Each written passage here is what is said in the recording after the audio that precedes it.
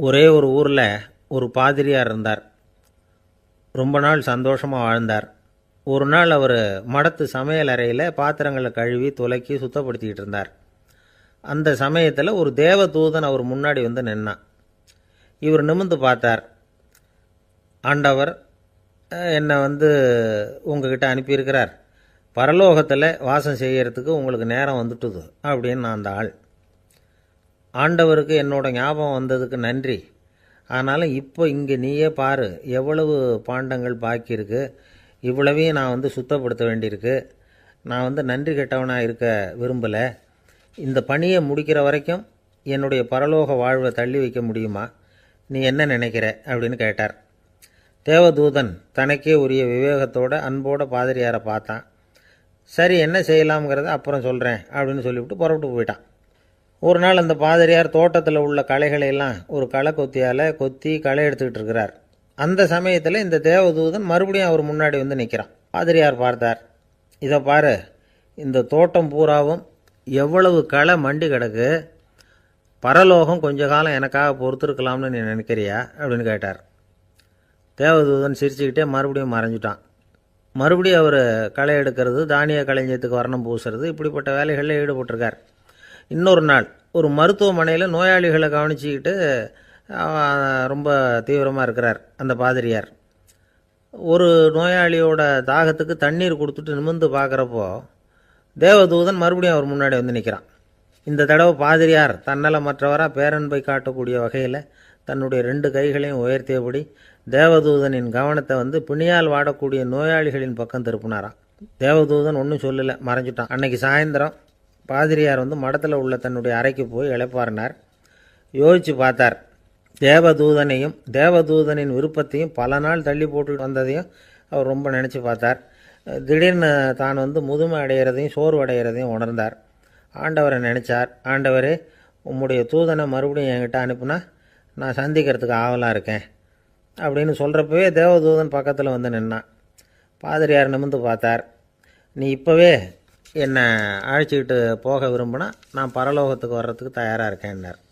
தேவதூதன் அந்த பாதிரியாரை அன்போடவும் விவேகத்தோடவும் பார்த்து, நீங்கள் என் கூட பரலோகத்துக்கு வர்ற தயாராக இருக்கிறதா சொல்கிறீங்க, ஆனால் நீங்கள் இது வரைக்கும் வேறு எங்கே இருந்ததா நினைக்கிறீங்க அப்படின்னு நானும். அப்படின்னா இது வரைக்கும் இருந்த இடம்தான் பரலோகம் அப்படிங்கிறத உணர்த்தியிருக்கிறான். பரலோகம்னா என்னென்னு புரிஞ்சுக்கிறதுக்கு இந்த சம்பவம் நமக்கு உதவியாக இருக்குது. தொண்டு செய்கிறத விட பெரிய செயல் வேறு எதுவும் இருக்க முடியாது. அது நம்ம மனசுக்கு கொடுக்குற சுகத்தை வேறு எதுவும் கொடுக்க முடியாது. நாம் தொண்டு செய்கிற இடம் தான் அந்த புண்ணிய இடம். ஆனால் இந்த காலத்துல எல்லாம் நாம் தொண்டு செய்யணும்னு நினச்சி ஏதாவது ஆரம்பித்தா கூட அதை ஒரு மாதிரியாக சுற்றி நின்று வேடிக்கை பார்க்க ஆரம்பிச்சிடுறாங்க. ஒரு பெரியவர் அப்படி தான் ஒரு தொண்டு செஞ்சுக்கிட்டு இருந்தார். ஒரு கோவில் கட்டிக்கிட்டு இருந்தாங்க. அதில் ஒரு இடத்துல ஒரு பலகையை வச்சு ஆணி அடிக்கிற வேலையை செஞ்சுக்கிட்டு இருந்தார் அந்த பெரியவர். ஒரு சின்ன பையன் அதை ரொம்ப ஊக்கமாக அக்கறையாக கவனிச்சிக்கிட்டு இருந்தான். பெரியவர் இதை கவனித்தார். என்னப்பா பார்க்குற, உனக்கும் இது மாதிரி தொண்டு செய்யணும்னு ஆசையாக இருக்கா அப்படின்னு கேட்டார். அதுக்கு அந்த பையன் சொல்கிறான், அப்படி இல்லைங்க, நீங்கள் ஆணி அடிக்கிறப்போ கையில் சுத்தியால் அடிச்சுக்கிட்டா எப்படி துடிப்பீங்க, எப்படி கத்துவீங்கன்னு தெரிஞ்சுக்கிறதுக்காக அதை பார்க்கணும்னு ஆசை, அதுக்காக தான் காத்துக்கிட்டு இருக்கேன் அப்படின்னு நானும். இந்த உலகத்தில் எவ்வளவோ உயிரினங்கள் இருக்குது. ஒவ்வொன்றும் ஒவ்வொரு விதமாக சண்டை போடுது. இப்போ 2 மாடு சண்டை போட்டுக்குதுன்னு வச்சுக்கோங்க, என்ன பண்ணும்? 2 முட்டிக்கும். அதுக்கு சண்டை போடுறதுக்கு ஆயுதமாக உபயோகப்படுறது அதோட கொம்பு. 2 சேவல் சண்டை போட்டுக்குதுன்னு வச்சுக்கோங்க, அதுக்கு ஆயுதமாக உபயோகப்படுறது அதோட கால் நகம். காலால் தான் அது ஒன்றோட ஒன்று சண்டை போட்டுக்கும். ஆனால் 2 மனுஷன் சண்டை போட்டுக்கிறான்னு வச்சுக்கோங்க, இவன் இன்னதை தான் ஆயுதமாக உபயோகப்படுத்துவான்னு குறிப்பிட்டு சொல்ல முடியாது. கல்லை எடுப்பான், கத்தி எடுப்பான், துப்பாக்கி எடுப்பான், என்ன வேணாலும் பண்ணுவான். வாயால் திட்டுவான், கையால் அடிப்பான், காலால் உதைப்பான், சகலகலாக வல்லவன். விலங்குகள்லாம் பொதுவாக வாயை சாப்பிட்றதுக்கு மட்டும்தான் உபயோகப்படுத்துது. ஆனால் இவனுக்கு சாப்பிட்றதுக்கும் அதுதான், சாப்பிட்டு விட்டு திட்டுறதுக்கும் அதுதான்.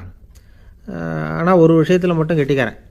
அதாவது நாம் சண்டை போட்டுக்கிட்டாலும் பரவாயில்லை, கோழிகள் சண்டை போடாமல் இருக்கணும் அப்படின்னு ஆசைப்படுறான். எதுக்காக? கோழிகள் சண்டை போடாமல் இருந்தால் நிறைய முட்டைகள் போடுமா, அதுக்காக தான் இந்த அக்கறை. கோழி பண்ணை வச்சுருக்கிறவங்களுக்கு இது ஒரு பெரிய பிரச்சனை. அதாவது பண்ணையில் இருக்கிற கோழிகளுக்குள்ளே அடிக்கடி சண்டை வந்துடும். அதனால் முட்டை உற்பத்தி குறைஞ்சிரும். சரி, இதுக்கு என்ன பண்ணுறது? பண்ணையில் போய் உட்காந்துக்கிட்டு தினமும் பஞ்சாயத்து பேசிகிட்டு இருக்க முடியுமா? அமெரிக்காவில் கோழி பண்ணை வச்சுருக்கிற ஒருத்தர் இதை பற்றி யோசனை பண்ணி பார்த்தாராம். ஒரு வழியையும் கண்டுபிடிச்சிருக்கார். கோழிக்கெல்லாம் மூக்கு கண்ணாடி மாட்டி விட்டுட்டோம்னா அது சண்டை போடுற குணம் குறைஞ்சிரும், முட்டை அதிகமாகிடும். அந்த கண்ணாடியில் உள்ள லென்ஸு சிவப்பு நிறத்தில் இருக்கணும், அவ்வளவுதான் அப்படின்னு அவர் கண்டுபிடிச்சாராம். இது ஏற்கனவே நடைமுறையில் கண்டுபிடிக்கப்பட்ட ஒரு விஷயம். ஆனால் எல்லா கோழிக்கும் சிவப்பு மூக்கு கண்ணாடி எப்படி மாட்டி விடுறது? அப்படியே மாட்டி விட்டாலும் அது நழுவாமல் இருக்கணுமே. இப்போ நாமெல்லாம் நடு விரலால் மூக்கு கண்ணாடி நடுவில் தொட்டு அப்படி ஸ்டைலாக சரி பண்ணிக்கிறோம். அது மாதிரி கோழி எப்படி சரி பண்ணிக்கும்? இதுதான் பிரச்சனை. இதுக்கு அவர் என்ன வழி கண்டுபிடிச்சாருன்னா, கோழிக்கெல்லாம் மூக்கு கண்ணாடிக்கு பதிலாக விழியொட்டு வில்லைகள், கான்டாக்ட் லென்ஸ், அதை பொருத்தி விட்டா என்ன அப்படின்னு யோசனை பண்ணார். அதே மாதிரி பண்ணார். அதே மாதிரி செஞ்சு பார்த்தார், வெற்றி. அதுக்கப்புறம் கோழியெல்லாம் சண்டை போட்டுக்கலையாம், சமாதான பிரியர்கள் ஆகிட்டு தான். கோழிகளுக்கு இயல்பாகவே சண்டை போடுற குணம் உண்டு. ஆனால் அதோட கண்ணுக்கு பார்க்குற பொருள்லாம் ரோஜா நிறத்துலையோ அல்லது இன்னும் சொல்லப்போனால் அழுத்தமான சிவப்பு நிறத்துலையோ தெரிஞ்சதுன்னா சண்டை போடுற குணம் குறைஞ்சிருதான். அந்த சமயத்தில் அது அதிகமாகவும் முட்டையிட ஆரம்பிச்சுடுதான். அதே நேரத்தில் இறை எடுக்கிறத கூட குறைச்சிக்குதான். இது ஏன் இப்படி பண்ணுதுங்கிறது விஞ்ஞானிகளுக்கு இன்னமும் புரியலையா. எப்படியோ அமெரிக்க கோழிகள்லாம் கான்டாக்ட் லென்ஸ் பொருத்திக்க ஆரம்பித்தாச்சு. கோழி கழுத்தை பிடிச்சிக்கிட்டு ஒரு சில வினாடிகளில் அதை பொருத்தி போடுறாங்களாம். கோழியோட ஆயுள் பூரா அது அப்படியே இருக்குமா. பண்ணையில் முட்டை உற்பத்தி குறைஞ்சா இது மாதிரி விஞ்ஞானபூர்வமாக பரிகாரம் தேடுறது தான் நல்லது. நமக்கு வேண்டியப்பட்ட ஒருத்தர், அவர் ஒரு கோழி பண்ணை வச்சுருந்தார். அந்த பண்ணையில் பாதி கோழி திடீர்னு செத்து போச்சு. உடனே ஒரு கால்நடை மருத்துவர்கிட்ட போக வேண்டியது தானே. அங்கே போகல, உள்ளூரில் மந்திரம் பண்ணிகிட்டு இருந்த ஒரு சாமியார்கிட்ட போனார். அவர் காலில் விழுந்தார். சாமி, என் பண்ணையில் பாதி கோழி செத்து போட்டுதுன்னார். சாமியார் யோசனை பண்ணார். சரி, பண்ணையில் வாசப்படி கிழக்கு பக்கமாக வச்சுருக்கியா மேற்கு பக்கமாக வச்சுருக்கியான்னு கேட்டார். கிழக்கு பக்கமாக இருக்குன்னார் அவர். அதுதான் தப்பு, மேற்கு பக்கமாக அதை மாற்று, சரியாக போடும்னாராம். அதே போல் இவர் போய் மாற்றிவிட்டார். அப்பவும் பாதி செத்து போச்சு. மறுபடியும் சொன்னார், சாமி மறுபடியும் பாதி கோழி செத்து போட்டுதேன்னார். சரி, கூரை எப்படி போட்டிருக்க, ஓடு போட்டிருக்கியா இல்லை கீத்து போட்டிருக்கியான்னார். ஓடு போட்டிருக்கேன்னாராம் அவர். அதுதான் தப்பு, அது கீத்து போட்டுரும், சரியாக போடும்னாராம். சரின்னு போய் அதையும் மாற்றி பார்த்தார். மறுபடியும் போயிட்டுது, கோழி செத்து போச்சு. வந்தார், மறுபடியும் பாதி செத்து போச்சு சாமின்னு வந்தார். இவரும் யோசனையை மாற்றி மாற்றி சொல்லிகிட்டே இருக்கிறார். இப்படி அவரும் மாற்றி மாற்றி பார்த்தார். 6வது தடவையாக அவரை தேடிட்டு வந்தார். அந்த சமயத்தில் இவர் ரொம்ப தீவிரமாக யோசனை பண்ணி பார்த்துட்டு, அது சரிப்பா, நீயும் என்கிட்ட சளைக்காமல் வந்துக்கிட்டு இருக்கிற, நானும் யோசனை சொல்லிகிட்டு இருக்கேன். இப்போவும் உங்ககிட்ட சொல்கிறதுக்கு என்கிட்ட யோசனை நிறையா இருக்குது. ஆனால் சோதிக்கிறதுக்கு உங்ககிட்ட கோழி இல்லையே, என்ன பண்ணுறது அப்படின்னாராம் இவர். என்னுடைய நண்பர் ஒருத்தர் ஆழ்ந்த சிந்தனையில் இருந்தார். என்ன யோசனை பண்ணுறீங்கன்னு கேட்டேன். தலைவர் ஆகணும்னு பார்க்குறேன், அதுதான் என்ன வழின்னு யோசிச்சுக்கிட்டு இருக்கேன்னார். நான் கூட அது மாதிரி யோசித்து பார்த்தேன். அதுக்கப்புறம் அந்த யோசனையை கை விட்டுட்டேன் அப்படின்னோம். ஏன்னு கேட்டார். அதுக்கான தகுதிகள் நமக்கு இல்லைங்கிறது புரியுது. அது நமக்கு புரியறத விட நம்ம விட மற்றவங்களுக்கு நல்லா புரிஞ்சு போச்சு. அதனால் பேசாமல் கம்முன்னு இருந்துடுறது தான் நல்லது அப்படின்னோம். தலைவர் ஆகிறதுக்கு தகுதிகள் வேறு உண்டோ அப்படின்னு கேட்டார். அவர் யதார்த்தமாக தான் கேட்குறார். நாங்கள் உடனே எங்ககிட்ட இருந்த ஒரு புத்தகத்தை எடுத்து அவர்கிட்ட கொடுத்தோம். படித்து பாருங்கன்னு. தலைவர் ஆகிறதுக்கு என்ன வழி அப்படிங்கிறத பற்றி அதில் போட்டிருக்கிறாங்க. முதல் வழி என்ன தெரியுமா? ஒரு 4 பேர் முன்னாடி இல்லைன்னா ஒரு கூட்டத்துக்கு முன்னாடி நீங்கள் பேச போகிறீங்க. அப்போ எப்படி ஆரம்பிக்கணும்னா, உண்மையான புகழ்ச்சி, நேர்மையான பாராட்டு, இதோடு ஆரம்பிக்கணும். எடுத்ததுமே அது சரியில்லை இது சரியில்லைன்னு பேசிகிட்டு இருக்கக்கூடாது. மக்களை பார்த்து நீங்கள் தான் தப்பு பண்ணிவிட்டீங்க அப்படின்னு நேரடியாக சொல்லக்கூடாது. தவறு இருந்தாலும் அதை மறைமுகமாக ஏதாவது கதை சொல்லி அதிலிருந்து அவங்க புரிஞ்சுக்கிற மாதிரி செய்யணும். அடுத்தவங்க பண்ண தப்பு என்னன்னு அலசறதுக்கு முன்னாடி நீங்கள் பண்ணின தப்பு என்னங்கிறத பற்றியே பேசுங்க. எதுக்கும் நேரடியாக உத்தரவு போட்டுக்கிட்டு இருக்கக்கூடாது. இதை நீங்கள் செய்யணும் அப்படின்னு சொல்கிறதுக்கு பதிலாக நீங்கள் இப்படி செஞ்சால் எப்படி இருக்கும் அப்படின்னு கேள்வி மாதிரி கேட்கணுமா. இப்படி கேட்டால் அது உத்தரவு மாதிரி தெரியாதான். அடுத்தவங்க மரியாதையை காப்பாற்றுறது மாதிரி பேசணுமா. உங்கள் பேச்சு இன்னொருத்தரை அவமானப்படுத்துறது மாதிரி இருக்கக்கூடாதான். ஏண்டா இவங்கிட்ட போய் மாட்டிக்கிட்டோம்னு யாரும் நினச்சிடக்கூடாது. ஒவ்வொரு சின்ன வளர்ச்சியையும் பாராட்டணும். வெற்றி சாதாரணமாக இருந்தாலும் பாராட்டாமல் இருந்துடக்கூடாது. பாராட்டும் பொழுது தாராளமாக இருக்கணும். குறை சொல்லும் பொழுது கவனமாக இருக்கணும். வாய்க்கு வந்தபடி பேசிவிட்டா அதுக்கப்புறம் வகையாக மாட்டிட்டு முழிக்க வேண்டியிருக்கும். நீங்கள் பேசுகிறது இன்னொருத்தருக்கு ஒரு கௌரவத்தையும் மரியாதையும் உண்டு பண்ணுறது மாதிரி இருக்கணும். நீங்கள் பேசுகிறது அடுத்தவங்களுக்கு இருக்கிற கொஞ்ச நெஞ்ச மரியாதையும் எடுத்து விடுறது மாதிரி இருக்கக்கூடாது. உங்கள் பேச்சை கேட்டால் கேட்குறவங்களுக்கு ஒரு ஊக்கம் வரணும், உற்சாகம் வரணும். தவறு எதுவாக இருந்தாலும் அதை சுலபமாக திருத்திக்கலாம், சரி பண்ணிக்கலாங்கிறது மாதிரி இருக்கணும் உங்கள் பேச்சு. அடுத்தவங்களை சந்தோஷப்படுத்துங்க. உங்கள் யோசனையை கேட்டு நடந்துக்கிறதுனால அந்த சந்தோஷம் அவங்களுக்கு கிடைக்கணும். இந்த தகுதியெல்லாம் உங்ககிட்ட இருந்தால் நீங்கள் ஒரு சிறந்த தலைவராகலாம் அப்படின்னு அந்த புஸ்தகத்தில் போட்டிருக்குது. இந்த காலத்தில் தலைவர் ஆகிறதுக்கு வேறு சில தகுதிகள்லாம் கூட தேவைப்படுது. ஒரு புள்ள தன்னுடைய அப்பா கிட்ட, அப்பா உன்ன மாதிரியே நானும் அரசியலில் சேரணும், தலைவர் ஆகணும்னு ஆசைப்படுறேன், இன்னையிலேருந்து எனக்கு அரசியல் பாடம் கற்றுக் கொடு அப்படின்னு கேட்டிருக்கான். அவரும் சரின்னு சொல்லிவிட்டு ஒரு பெரிய ஏணியை எடுத்துகிட்டு வந்தாராம். ஒரு செவுத்தில் சாத்தினார். இந்த ஏணியில் ஏறி உயர போய் அங்கே பரன் மேலே இருக்கிற ஒரு புத்தகத்தை எடுத்துகிட்டு வாடான்னு இருக்கார். மகனை பார்த்து, அப்பா ஏணி ரொம்ப உயரமாக இருக்குது, நீ ஜாக்கிரதையாக இதை பிடிச்சிக்கோ, நான் ஏறி போகிறேன் அப்படின்னு நான் பையன். பயப்படாத, நான் பார்த்துக்கிறேன்னார் அப்பா. பையன் ஏணியில் ஏறினா உச்சிக்கு போனதும் அப்பா கையை எடுத்துட்டார். ஏணி அப்படியே சரிஞ்சுட்டுது. பையன் பொத்துன்னு கீழே விழுந்துட்டான். இடுப்பை பிடிச்சிக்கிட்டே எழுந்திரிச்சான். என்னப்பா இது, இப்படி என்னை ஏற விட்டுட்டு கையை விட்டுட்டியே, இப்படி கை விடலாமா அப்படின்னு கத்தியிருக்கான். அப்பா நிதானமாக சொன்னாராம், அவசரப்படாதேப்பா, அரசியலில் இதுதான் முதல் பாடம், பெத்த அப்பனாக இருந்தாலும் அவனை நம்பாதே அப்படின்னு உபதேசம் பண்ண ஆரம்பித்தாராம். அமெரிக்க ஜனாதிபதி ஆப்ரஹாம் லிங்கன் ஒரு நாள் தன்னோட கோச்சு வண்டியில் தலைநகரான வாஷிங்டனுக்கு போயிட்டுருக்கிறார். கோச்சு வண்டி ஒரு சாலையில் போயிட்டுருக்கு. அந்த சாலைக்கு ஒரு பக்கத்தில் பயங்கரமான சதுப்பு நிலம். சதுப்பு நிலம்னா அது புதைகுழி, புதை மணல்ங்கிறோம்ல, அது மாதிரி. அந்த சதுப்பு நிலத்தில் யாராவது மாட்டிக்கிட்டா அவ்வளோதான், ஆளை கொஞ்சம் கொஞ்சமாக உள்ளே அமுக்கிவிடும், தப்பிச்சு கரையிறது கஷ்டம். அப்படிப்பட்ட நிலம் அது. ஆப்ரஹாம் லிங்கன் ஏதோ ஒரு முக்கியமான அரசாங்க வேலையாக போயிட்டு திரும்பி வந்துக்கிட்டு இருக்கிறார். அதனால் அந்த சமயத்தில் அவர் விலை உசந்த ஆடைகளை அணிஞ்சிருக்கிறார். அப்படி அவர் அந்த கோச்சு வண்டியில் வந்துக்கிட்டு இருக்கிறாரு. அந்த சமயத்தில் ஒரு காட்சி அவர் கண்ணில் போட்டுவிட்டது. என்ன தெரியுமா? ரோட்டுக்கு பக்கத்தில் இருந்த சதுப்பு நிலத்தில் ஒரு இளம் பன்றிக்குட்டி சிக்கிக்கிட்டு தவிச்சிக்கிட்டு இருக்குது. பரிதாபமாக கத்திக்கிட்டு இருக்குது. அதை பார்த்தார் லிங்கன். அவருக்கு என்ன மாதிரி ஆயிட்டுது. உடனே வண்டியை நிறுத்த சொன்னார். கீழே இறங்கினார். தன்னோட விலை உசந்த ஆடைகளை பற்றி லட்சியம் பண்ணவே இல்லை. தனக்கே ஆபத்து வரலாம்ங்கிறத பற்றியும் கவலைப்படலை. தான் ஒரு குடியரசுத் தலைவருங்கிறத பற்றியும் அவர் நினச்சி பார்க்கல. நேராக அந்த சதுப்பு நிலம் பக்கமாக போனார். அந்த சேத்துல இறங்கி பன்றிக்குட்டியை காப்பாற்றி கரைக்கு கொண்டுட்டு வந்து சேர்த்துட்டார். அதுக்கப்புறம் நிம்மதியாக கோச்சு வண்டியில் ஏறி வெள்ள மாளிகைக்கு வந்து சேர்ந்தார். ட்ரெஸ்ஸு, உடம்பு பூரா சேறு சகதி. பார்க்குறவங்களுக்கெல்லாம் ஆச்சரியமாக போச்சு. அவங்களுக்கு ஒன்றும் புரியல. இவர் நேராக ட்ரெஸ்ஸு மாற்றிக்கிறதுக்காக போனார். கோச்சு வண்டி ஓட்டிகிட்டு வந்தவங்கிட்ட போய் எல்லோரும் கேட்டாங்க, என்ன ஆச்சு அப்படின்னு. அவர் வர்ற வழியில் நடந்த விவரத்தை சொன்னார். ஆப்ரஹாம் லிங்கனுடைய இந்த இறக்க குணத்தை எல்லாரும் பாராட்டினாங்களாம், புகழ்ந்தாங்களாம். ஆனால் இதுக்கு லிங்கன் என்ன பதில் சொன்னார் தெரியுமா? தயவு பண்ணி இந்த புகழ்ச்சியான பேச்சையெல்லாம் ஒதுக்குங்க, அதெல்லாம் வேணாம். அந்த சின்ன பிராணி சகதியில் மாட்டிக்கிட்டு துடிச்சிக்கிட்டு இருந்தது, அதை பார்த்தேன். உடனே என்னுடைய இதயத்தில் ஒரு முள் தைச்சது மாதிரி ஒரு உணர்வு. அந்த முள்ளை பிடுங்கி எறிஞ்சேன், அவ்வளவுதான்.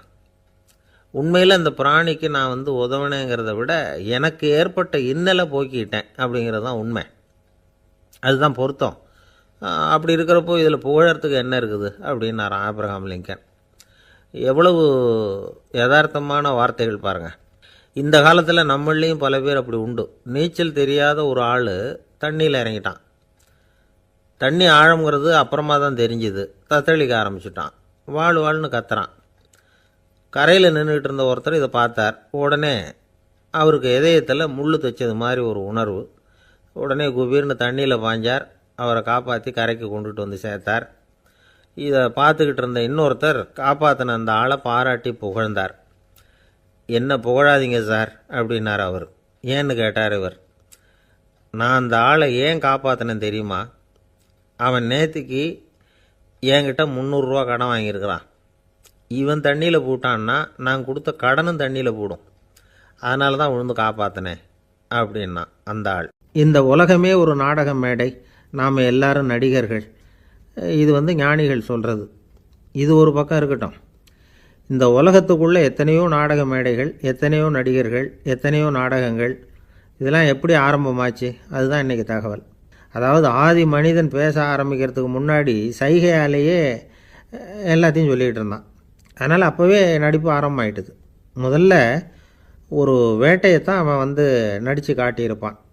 இவன் எப்படி போனான், எதிரில் மிருகம் எப்படி வந்தது, அதோடு எப்படி சண்டை போட்டான், எப்படி அடித்து கொண்டுகிட்டு வந்தான், இதை அப்படியே மற்றவங்களுக்கு நடித்து காட்டியிருப்பான். ஏன்னா மொழி கிடையாது. இந்த காலத்துலலாம் நாடகங்களில் நடிக்கிறவங்கள நடிகர்கள்ங்கிறோம். ஒரு காலத்தில் இவங்களுக்கு என்ன பேர் தெரியுமா? திஸ்பியர்கள் அப்படின்னு பேரான். இதுக்கு காரணம் உண்டு. அதாவது 2000 வருஷத்துக்கு முன்னாடி கிரீஸ் நாட்டில் திசிபியஸ் அப்படின்னு ஒரு ஆள் இருந்தான். அவன் ஒரு பெரிய நாடக கலைஞன். அவன் சில இளைஞர்களை சேர்த்துக்கிட்டான், பயிற்சி கொடுத்தான், நாடக குழுவை உருவாக்கினான். நடிகர்களையும் நாடகத்துக்கு தேவையான பொருள்களையும் ஏற்றிக்கிட்டு போகிறதுக்கு ஒரு வண்டியையும் தயார் பண்ணான். அந்த வண்டியிலேயே அவன் கிரேக்க நாடு பூராவும் சுற்றினான். ஊர் ஊராக நாடகம் போட்டான். ஒரு ஊருக்கு போனதும் அங்கே நாடகம் நடத்த தியேட்டர் இருக்கா அப்படிங்கன்னெல்லாம் பார்க்குறதில்ல அவன். ஏன்னா அப்போலாம் தியேட்டர்னா என்னென்ன தெரியாது.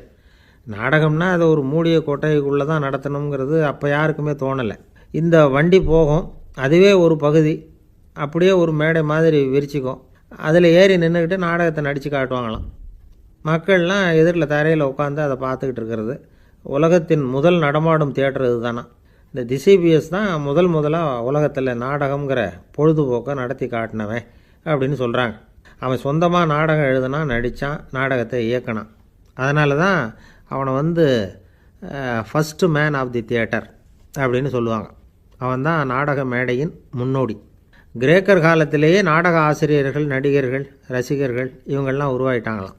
நாடகத்தின் சரித்திரத்தில் இந்த 3 பிரிவும் ரொம்ப முக்கியம். அதாவது கிரேக்க தியேட்டர்கள்லாம் திறந்த வெளி மேடைகள் தான். பெரும்பாலும் மலைச்சரிவுகள், அதுவே படிப்படியாக பண்ணியிருப்பாங்க. கீழே அரைவட்ட வடிவில் மேடை, அதுக்கு ஆர்கெஸ்ட்ரான்னு பேர்.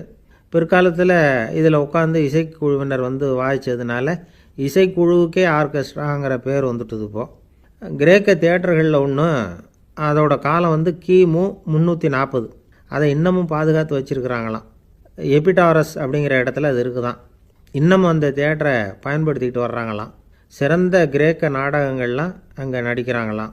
ஆரம்ப காலத்திலேயே கட்டணம் கிடையாது. அப்புறம் பின்னாடி தான் நுழைவு கட்டணம்லாம் அப்படியே வந்துட்டு தான். நடிகர்கள் பளபளப்பான ஆடைகள் உடுத்தியிருப்பாங்களாம். இந்த குதிகால் உயர்ந்த காலணிகள் போட்டிருப்பாங்களாம். இதெல்லாம் பழைய குறிப்புகள். பலவிதமான உருவங்களில் மாஸ்க் அப்படின்னு சொல்லப்படுற முகமூடி. அதனால் ஒரே நடிகர் பல வேடங்களில் நடிக்கிறது உண்டான். ஆரம்பத்தில் பெண் நடிகர்கள் கிடையாது, எல்லாம் ஆண் நடிகர்கள் தான். ரோமானியர்கள் தான் முதல் நிரந்தர நாடக மேடையை கட்டினவங்க. அதுதான் முதல் தியேட்டர். கிமு 1048 காலகட்டத்தில் பாம்பிங்கிற நகரத்தில் அதை கட்டியிருக்கிறாங்களாம். கிரேக்க ரோமானிய தியேட்டர்களின் அடிப்படையிலேயே இந்த இத்தாலிய வடிவ அமைப்பாளர்கள் இந்த குதிரை லாட வடிவில் ஒரு ஆடிட்டோரியத்தை உருவாக்கினாங்களாம்.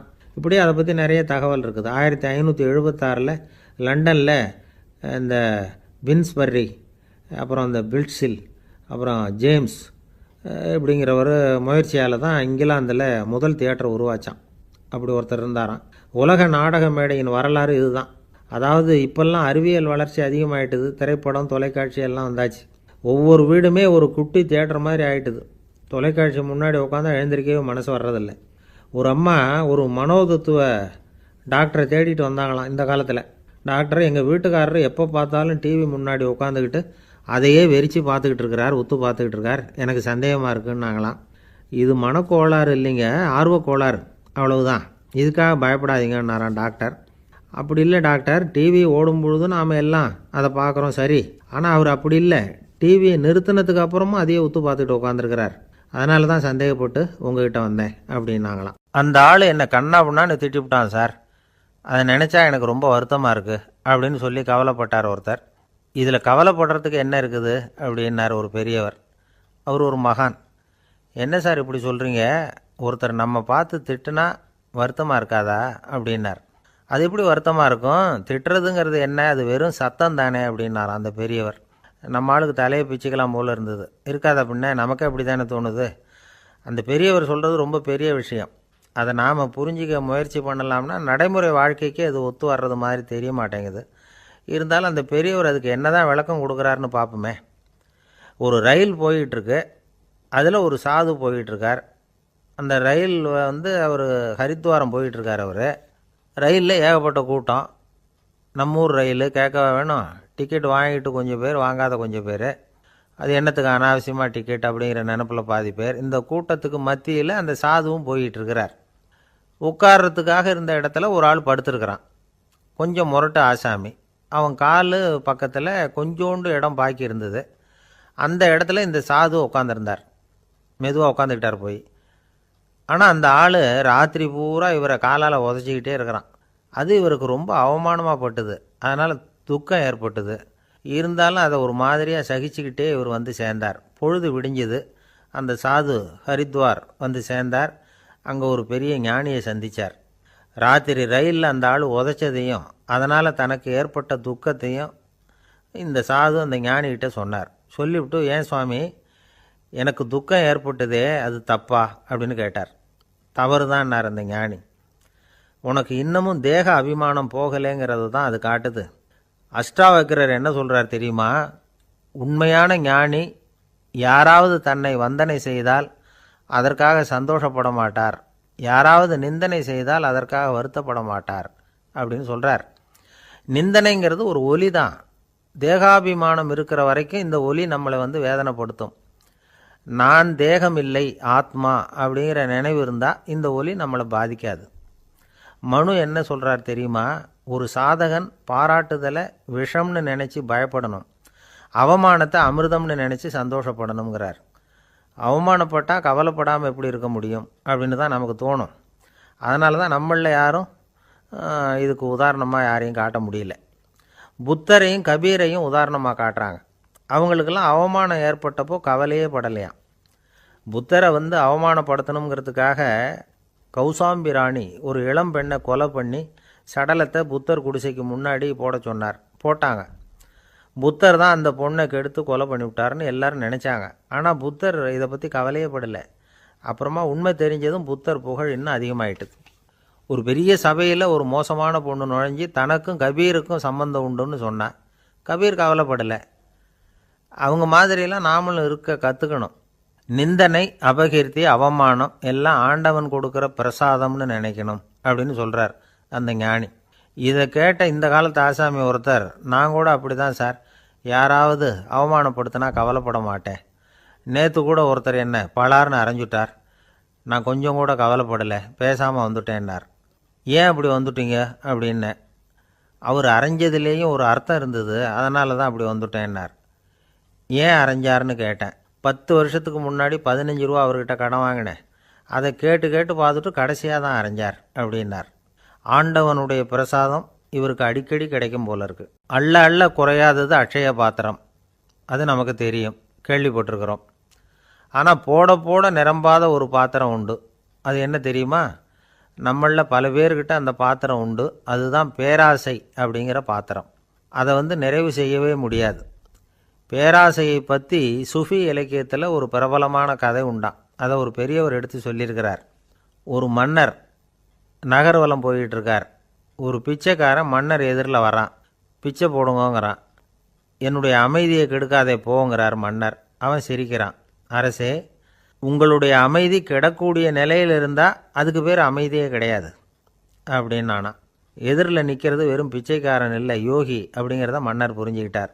துறவியே, உங்களுக்கு என்ன வேணும்னாலும் கேளுங்க, கொடுக்குறேன்னாராம். அந்த துறவி மறுபடியும் சிரிக்கிறார். அரசே, உங்களால் முடியாததையெல்லாம் கொடுக்க முடியும்னு சத்தியம் செய்யாதீங்க அப்படின்னார்.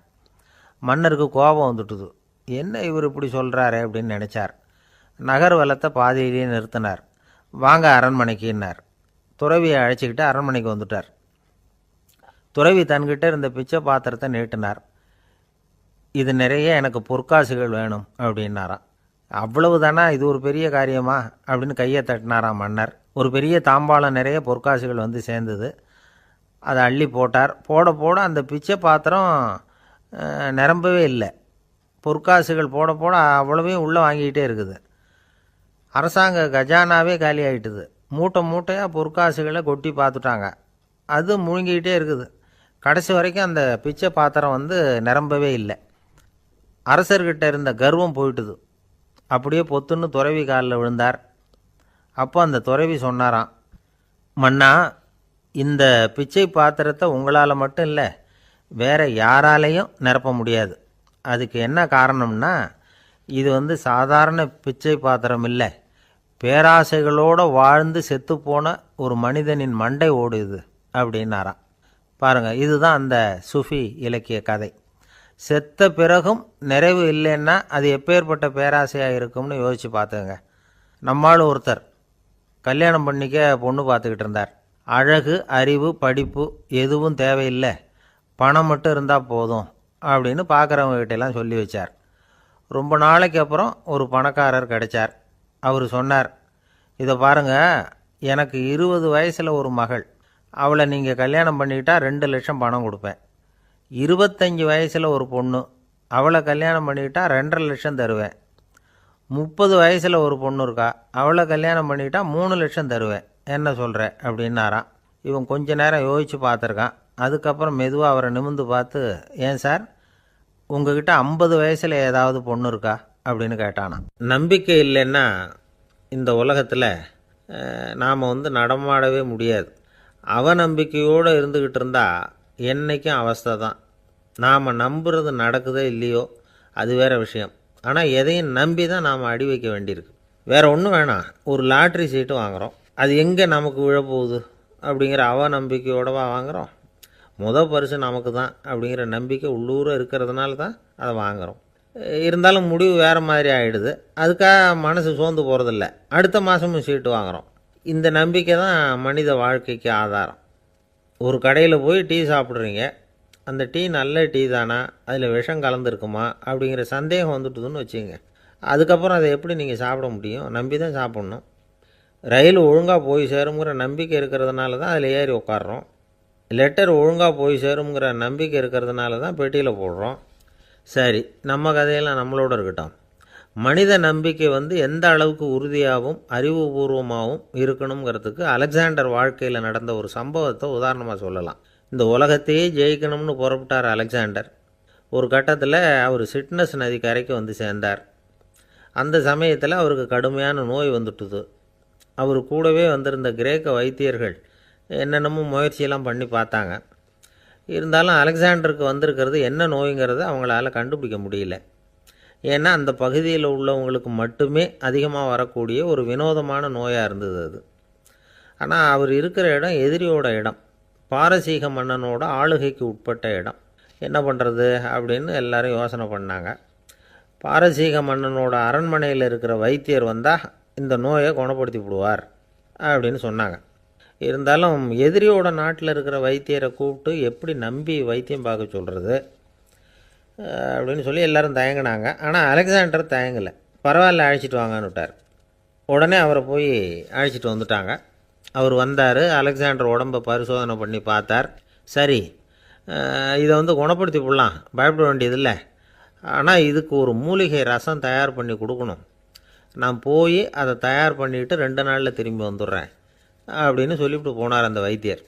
அதே மாதிரி 2 நாளில் திரும்பி வந்தார் மூலிகை ரசத்தோட. இதுக்கு இடையில் அலெக்சாண்டரோட தளபதிகளில் ஒருத்தர் ரகசியமாக ஒரு எச்சரிக்கை கடிதம் கொடுத்து அனுப்பியிருக்கிறான். அதை வாங்கி என்ன விஷயம்னு பார்த்தார். இப்போ உங்ககிட்ட வந்திருக்கிற எதிரி நாட்டு வைத்தியரை நம்பாதீங்கோ, அவன் கொண்டுகிட்டு வந்திருக்கிற மூலிகை ரசத்தில் விஷம் கலந்துருக்குது அப்படின்னு அதில் எழுதியிருக்கு. அதை பார்த்தார் அலெக்சாண்டர். இருந்தாலும் கொஞ்சம் கூட அலட்டிக்கலை. வைத்தியர் கொடுத்த மருந்தை வாங்கி கடகடன்னு குடிச்சுட்டு அதுக்கப்புறம் அந்த கடிதத்தில் இருந்த விஷயத்தை அந்த வைத்தியர்கிட்ட சொன்னார். வைத்தியர் திகைச்சு போயிட்டார். தன் மேலே அலெக்சாண்டர் வச்சிருக்கிற நம்பிக்கையை பார்த்து அவருக்கு ரொம்ப வியப்பு. வைத்தியர் உண்மையிலேயே நல்ல மருந்து தான் கொண்டுகிட்டு கொடுத்துருக்கிறார், அதில் விஷம்லாம் எதுவும் கலக்கலை. அதுக்கப்புறம் அலெக்சாண்டர் அந்த வைத்தியரை பார்த்து சொன்னாராம், நம்பிக்கைங்கிற அச்சாணியை ஆதாரமாக வச்சுக்கிட்டு தான் இந்த உலகம் சுற்றிக்கிட்டு இருக்குது.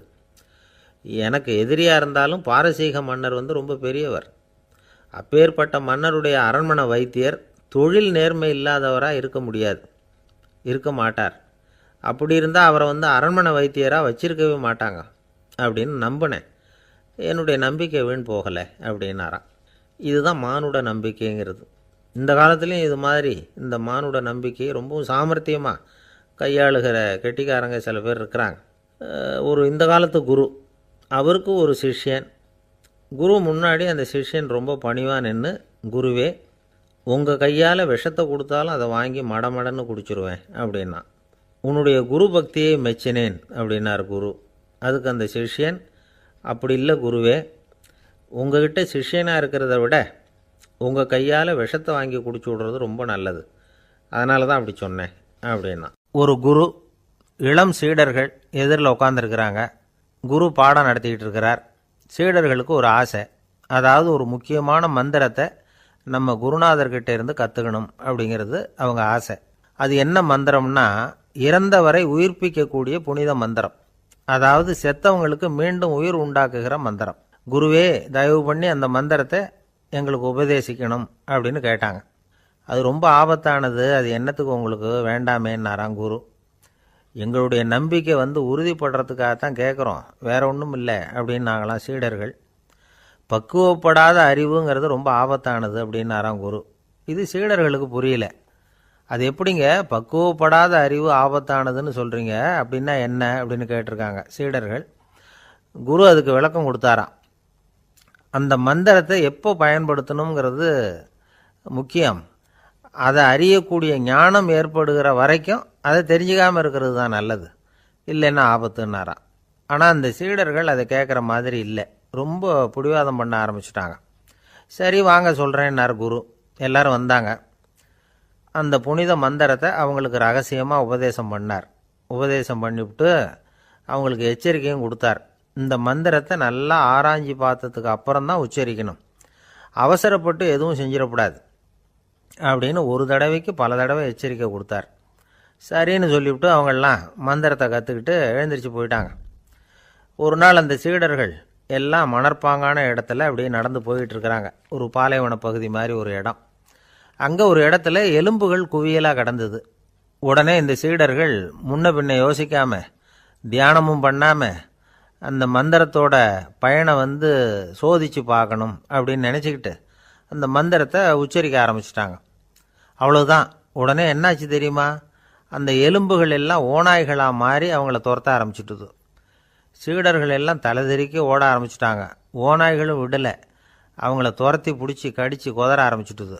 அப்போ தான் அந்த சீடர்களுக்கு குரு சொன்ன அறிவுரையோட அர்த்தம் புரிஞ்சுது. பக்குவப்படாத அறிவு ஆபத்தானது அப்படிங்கிறது.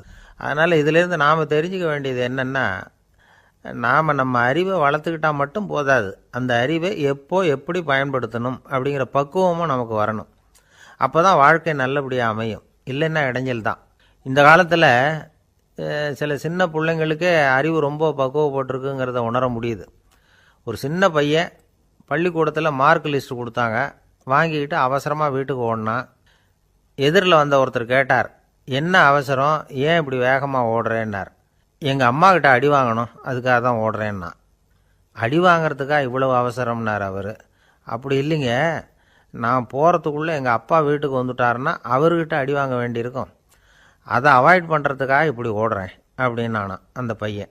என்னுடைய நண்பர் ஒருத்தர், அவருக்கு ஜாதகத்தில் நம்பிக்கை உண்டு, அவரே ஜோசியமெல்லாம் பார்ப்பார்.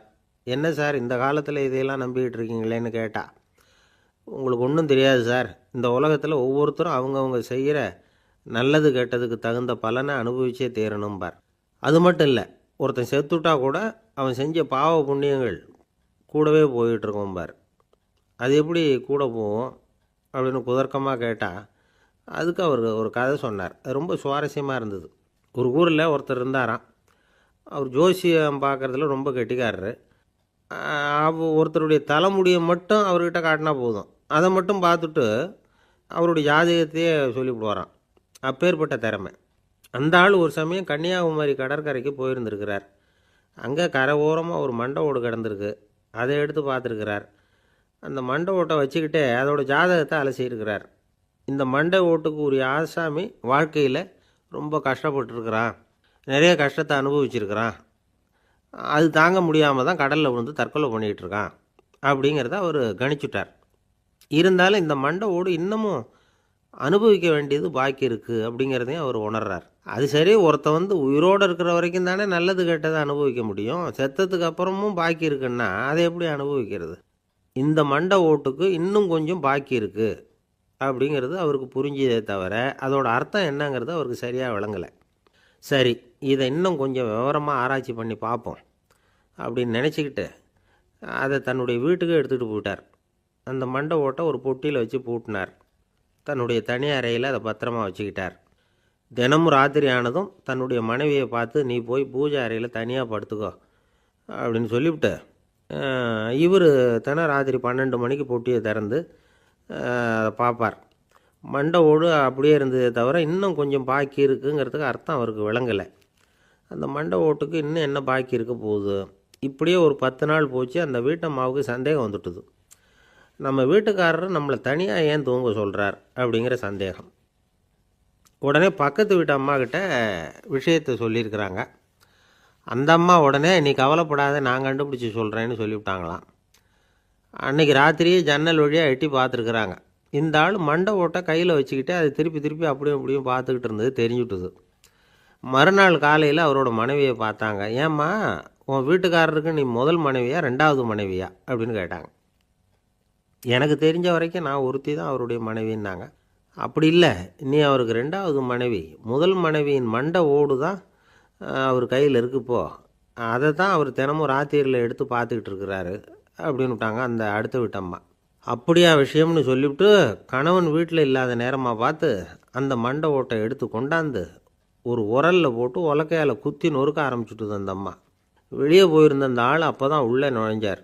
மண்டை ஓடு உலக்கைக்கிட்ட குத்து வாங்கிட்டு இருக்கு. அது அனுபவிக்க வேண்டியது இன்னும் கொஞ்சம் பாக்கி இருக்குது அப்படிங்கிறதுக்கான அர்த்தம் எனக்கு இப்போ தான் புரிஞ்சுதுன்னாராம் அவர். இந்த கதையிலேருந்து நாம் இன்னொரு நீதியையும் புரிஞ்சுக்கணும். அதாவது நம்ம வீட்டை பற்றி நமக்கு தெரியாததெல்லாம் அடுத்த வீட்டுக்காரங்களுக்கு நல்லா தெரியும். ஒரு ஊரில் ஒரு ஆள் இருந்தான். அவனுக்கு ஒரே ஒரு மகள். அவளை நல்ல இடத்துல கட்டி கொடுக்கணும்னு ஆசைப்பட்டான். அதுக்காக மாப்பிள்ளை தேடிக்கிட்டு இருந்தான். அவன் கொஞ்சம் வசதியான ஆள். அதனால் நிறைய பேர் வந்தாங்க. இருந்தாலும் ஒரு நல்ல குணமுள்ள மாப்பிள்ளையாக இருக்கணும் அவன் எதிர்பார்த்தான். அப்படி இருக்கணும்னு தொடர்ந்து முயற்சி பண்ணான். கடைசியாக ஒரு 3 பேர் கிடைச்சாங்க. அந்த 3 பேரில் யாரை தேர்ந்தெடுக்கிறது, இதுதான் அவனுக்கு வந்த குழப்பம். இந்த நிலைமையில் ஒரு பெரியவரை தேடி போனான். அவர்கிட்ட தன்னுடைய பிரச்சனையை சொன்னான். அவர் கொஞ்சம் யோசனை பண்ணார். அதுக்கப்புறம் 3 பேரையும் கூப்பிட்டார். இதை பாருங்கப்பா, உங்கள் 3 பேருக்கும் 3 மாத கால அவகாசம் தர்றேன். நீங்கள் இப்போ போகலாம். 3 மாதம் கழித்து திரும்பி வரலாம். அப்படி வரும்பொழுது இந்த 3 மாத காலத்தில் நீங்கள் செஞ்ச நல்ல காரியம் ஏதாவது ஒன்று சொல்லணும். அதை வச்சு உங்களில் ஒருத்தரை நாங்கள் தேர்ந்தெடுத்துக்கிறோம் அப்படின்னு சொன்னாராம். 3 பேரும் சரின்னு சொல்லிவிட்டு திரும்பி போயிட்டாங்க. 3 மாதம் ஆச்சு. அதுக்கப்புறம் ஒரு நாள் திரும்பி வந்தாங்க. அவர் அவங்கள கூப்பிட்டு உட்கார வச்சார். அப்புறம் கேட்டார், இப்போ சொல்லுங்கள், இந்த 3 மாத காலத்தில் நீங்கள் செஞ்சுருக்கிற ஏதாவது ஒரு நல்ல காரியத்தை சொல்லுங்க அப்படின்னார். முதல்ல ஒருத்தன் எழுந்திரிச்சு நின்னான். ஐயா, எங்கள் அப்பா இறந்த பிறகு அவரோட கணக்கு வழக்குகளை எடுத்து பார்த்துக்கிட்டு இருந்தேன். அவர் ஒரு வியாபாரிகிட்ட 10,000 ரூபா கடன் வாங்கியிருக்கிறதாக எழுதியிருந்தார். அந்த வியாபாரியும் இப்போ உயிரோடு இல்லை. இருந்தாலும் அந்த வியாபாரியோட மகனை தேடி கண்டுபிடிச்சேன். கணக்கு புத்தகத்தை காட்டினேன். உங்கள் அப்பா கிட்ட 10,000 ரூபா கடன் வாங்கியிருக்கிறதாக இதை எழுதியிருக்கிறார். அதனால் அதை திருப்பி கொடுக்கறதுக்காக வந்திருக்கிறேன். இந்தாங்க அந்த பணம் அப்படின்னு சொல்லி கொடுத்துட்டு வந்துட்டேன் அப்படின்னு நானும். இதை பெரியவர் கவனமாக கேட்டுக்கிட்டார்.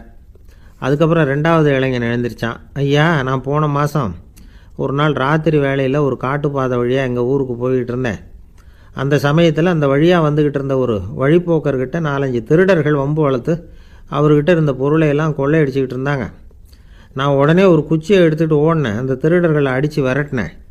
பொருளையெல்லாம் மீட்டு அந்த வழிப்போக்கர்கிட்ட ஒப்படைச்சேன். அவரை பத்திரமா அழைச்சிக்கிட்டு போய் அவர் வீட்டில் விட்டுட்டு வந்தேன் அப்படின்னு நானும். இதையும் பெரியவர் கவனமாக கேட்டுக்கிட்டார்.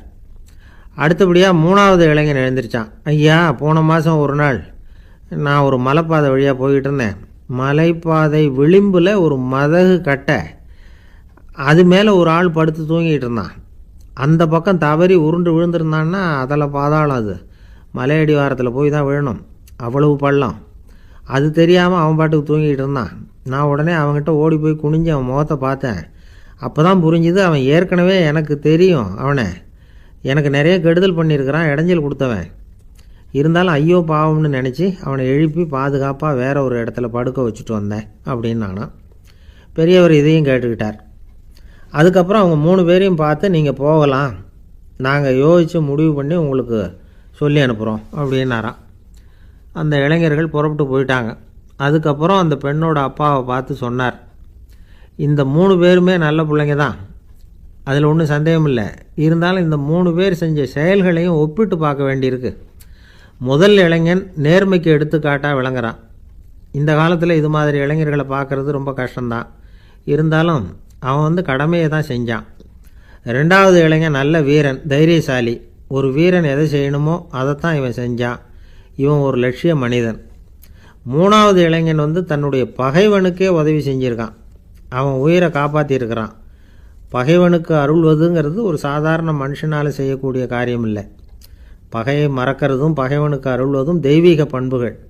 அதனால் இவனையே உன்னுடைய மகளுக்கு ஏற்ற மாப்பிள்ளையா தேர்ந்தெடுக்கலாம் அப்படின்னு சொன்னாங்களாம். ஒரு நல்ல நாளில் அவங்களுக்கு திருமணம் நல்ல விதமாக நடந்து முடிஞ்சுதான்.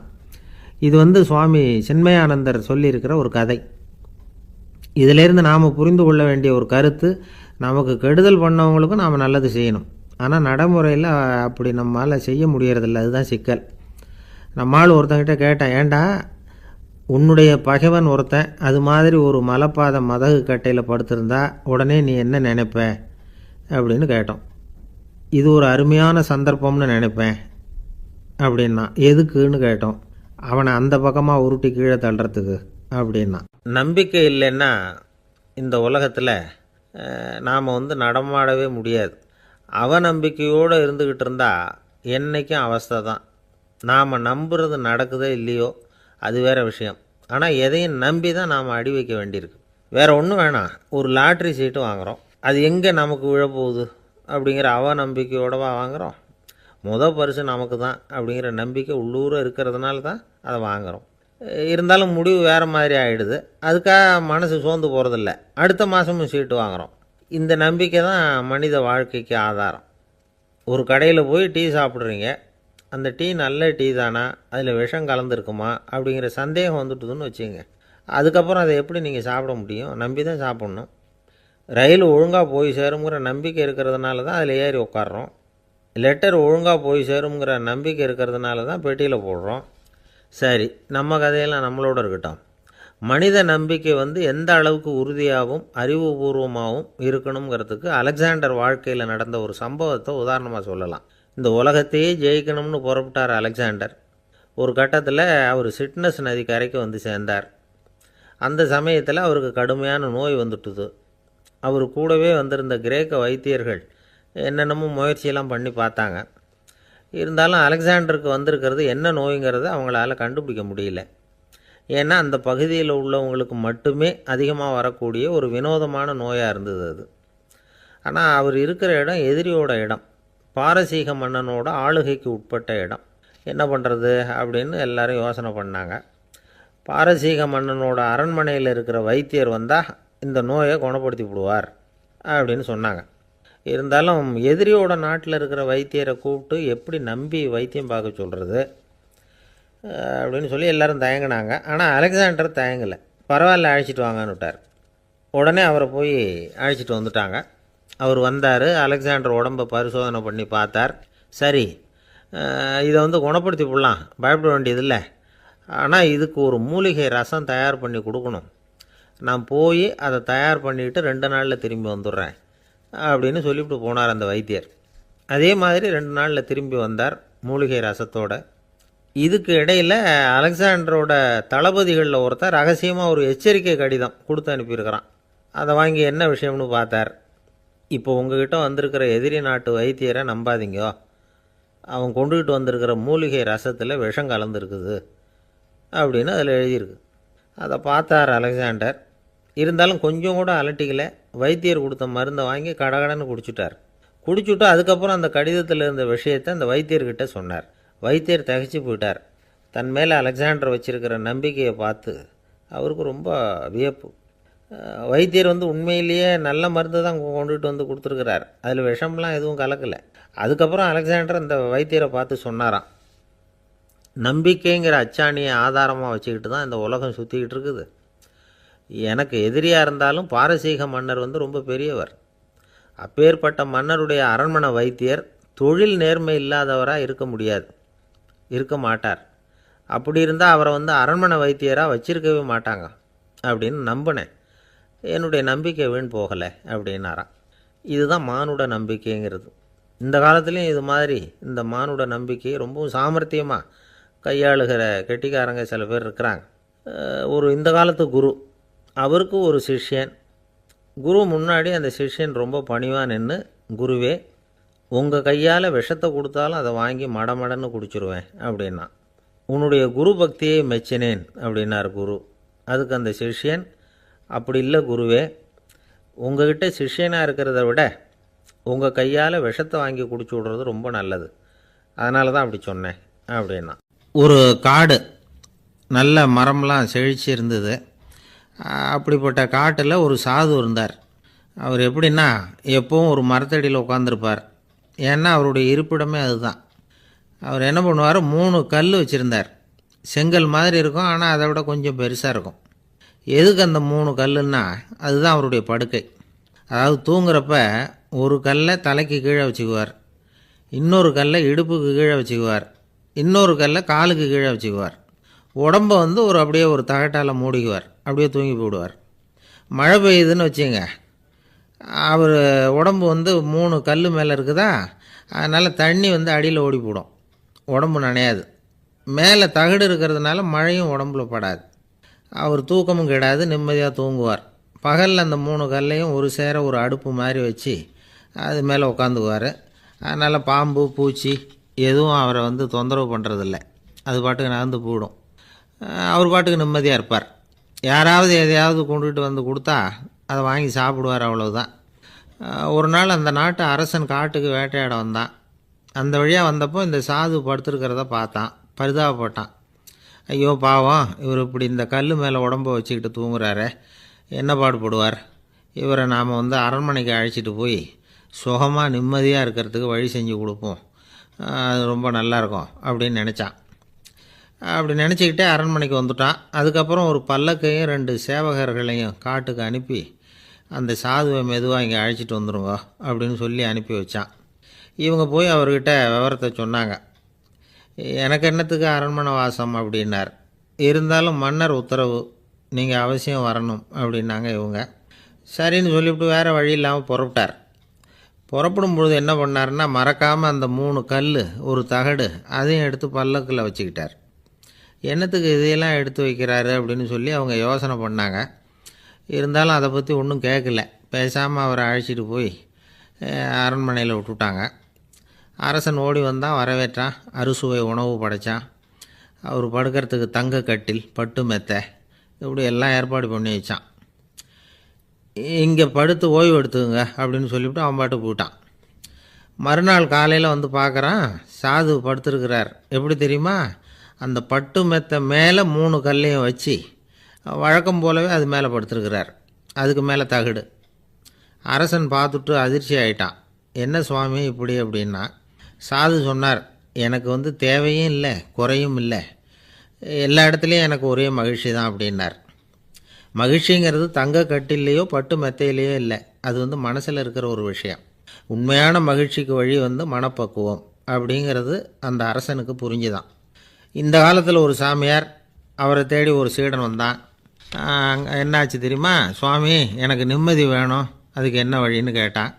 சாமியார் நிமிர்ந்து பார்த்தார். அப்புறம் சொன்னார், நீ ஏகப்பட்ட பேர்கிட்ட கடன் வாங்கியிருக்கிற, அதையெல்லாம் திருப்பி கொடுத்தா தான் உனக்கு நிம்மதி கிடைக்கும்னார். இவனுக்கு ஆச்சரியம். அது எப்படி சாமி, அவ்வளவு கரெக்டாக நான் கடன் வாங்கினதை கண்டுபிடிச்சிங்க அப்படின்னா. உனக்கு கடன் கொடுத்து சாமியாராக போனதே நான் தான்ப்பா, அதனால தான் இந்த கதிக்கு வந்தேன். என்கிட்டயே நிம்மதிக்கு வழி கேட்குறிய, அதுதான்டா வேதனை அப்படின்னாராம் அவர். ஒரு ஊரில் ஒரு ஆள் இருந்தான். அவனுக்கு ஒரே ஒரு மகள். அவளை நல்ல இடத்துல கட்டி கொடுக்கணும்னு ஆசைப்பட்டான்.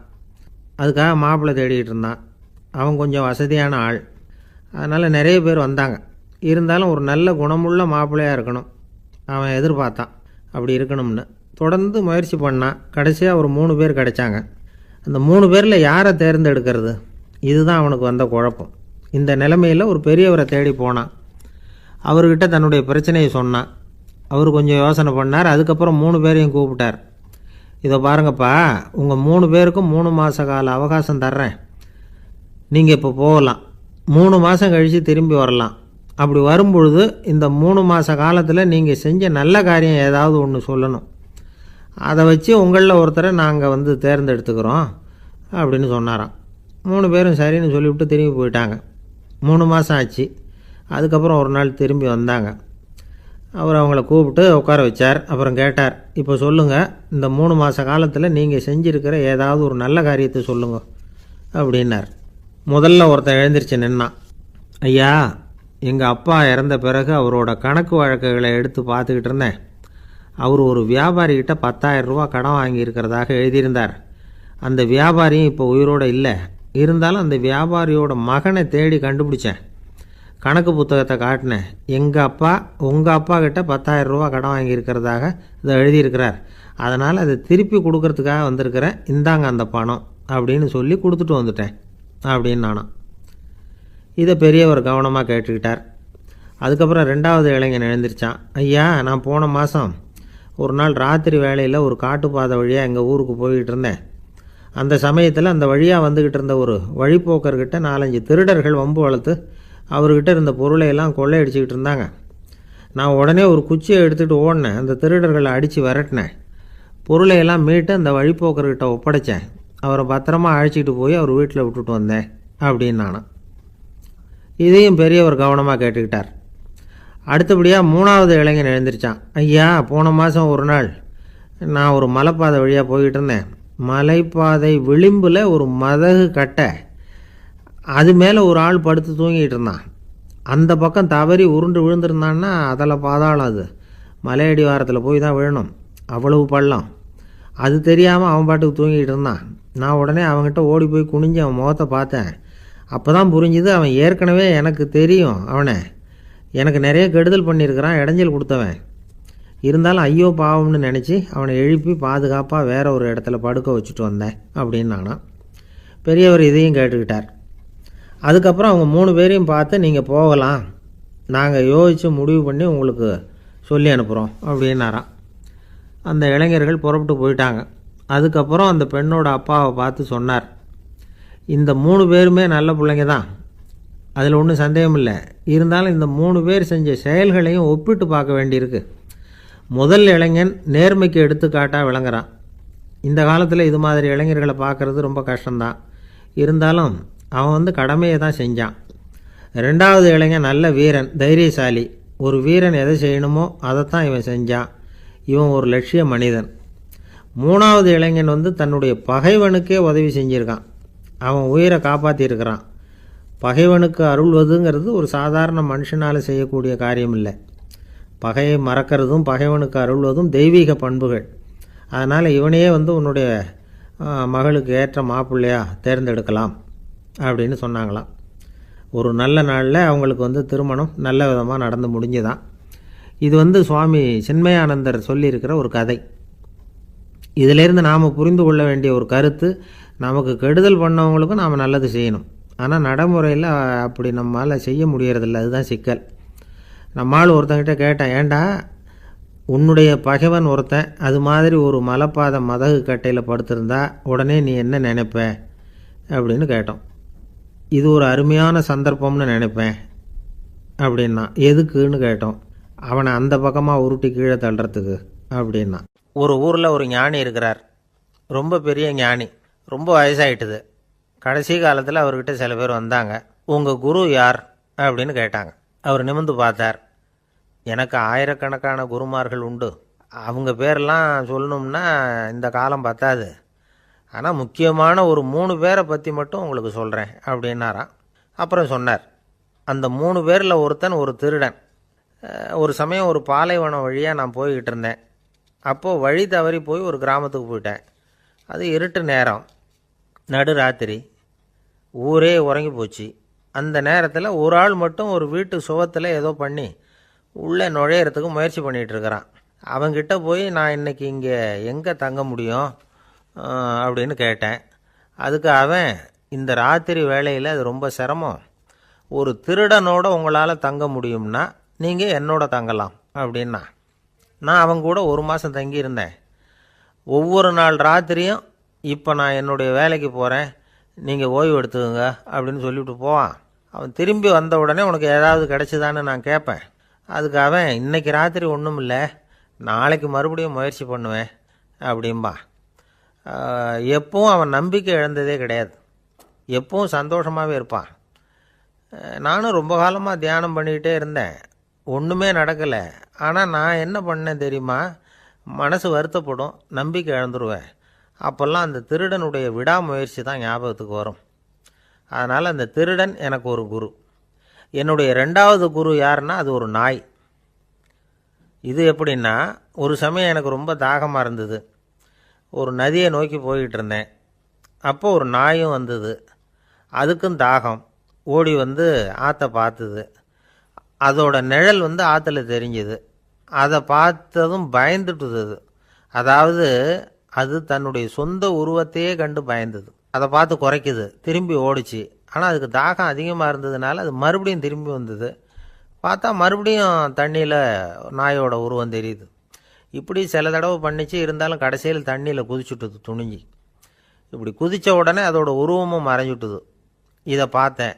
நான் என்ன புரிஞ்சுக்கிட்டேன்னா, எவ்வளவு தான் பயம் இருந்தால் கூட ஒருத்தன் தைரியமாக காரியத்தில் இறங்கணும் அப்படிங்கிறத புரிஞ்சுக்கிட்டேன். இந்த போதனை அந்த நாய்கிட்ட இருந்து எனக்கு கிடைச்சிது. இது ஒன்று. அடுத்தது என்னுடைய 3வது குரு யாருன்னா அது ஒரு சின்ன குழந்தை. நான் ஒரு சமயம் ஒரு நகரத்துக்கு போனேன். அங்கே ஒரு குழந்தை எரிகிற மெழுகுவத்தி ஒன்று எடுத்துக்கிட்டு வந்தது. நான் அந்த குழந்தைய பார்த்து வேடிக்கையாக கேட்டேன், ஏன் பாப்பா இந்த மெழுகுவத்தியை நீயாவே கொளுத்துனியா அப்படின்னு கேட்டேன். ஆமான்னுது அந்த குழந்தை. சரி, இந்த மெழுகுவத்தி முன்னாடி எரியாமல் இருந்தது, இப்போ எரியுது. இந்த மெழுகுவத்திக்கு வெளிச்சம் எங்கேருந்து வந்தது, அதை எனக்கு காட்ட முடியுமா அப்படின்னு கேட்டேன் அந்த குழந்தைகிட்ட. இதுக்கு அந்த குழந்தை சிரிச்சுக்கிட்டு அந்த மெழுகுவத்தியை ஊதி அணைச்சுட்டுது. அதுக்கப்புறம் என்னை பார்த்து கேட்டுது, இப்போ இந்த மெழுகுவத்தியின் வெளிச்சம் போனதை பார்த்தீங்க இல்லையா, அது எங்கே போச்சுன்னு எனக்கு சொல்லுங்க அப்படின்னுது. அந்த குழந்தை இப்படி கேட்டதும் என்கிட்ட இருந்த ஆணவம் அழிஞ்சுட்டுது. நான் படித்ததெல்லாம் அந்த வினாடியில் சுக்கு நூறாக போயிட்டுது.